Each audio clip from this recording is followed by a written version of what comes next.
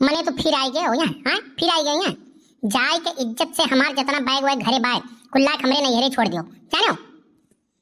लागत है हम यहाँ दूसर भतार फिक्स होइगा है। ये तर मतलब है कि दूसर भतार फिक्स होइगा है। तू हमसे हमरे संगरी नहीं रहे चाहती हूँ। नहीं जाबे हमरे संगरी ना, नहीं जाबे 6 महीना होइगे तो का नैहरे आए और कबो तो नाव लिहे कि घरे चली कि ना चली। हाँ हम तो लागत है नैहरे में तो कोनो भतार फिक्स होइगा है। हाँ फिक्स होइगा है। हम तोहरे संगरी ना ही जा पाई।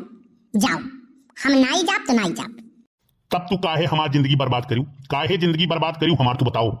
काओ हम तोहार जिंदगी बर्बाद कर दिया है। हाँ काओ तोहार जिंदगी बर्बाद कर, जिंदगी तो हमार बर्बाद भा है।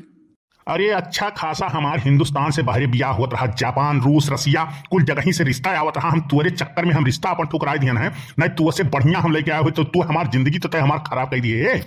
जापान में एक बहुत बढ़िया लड़की दिया कहाँ पटाए रहन, तुअरे चक्कर में हम छोड़ दिया है। रूस में एक पटाए रहन। हाँ हाँ तो जाए को नहीं के लिए आए लाओ ना, जाए को नहीं के लिए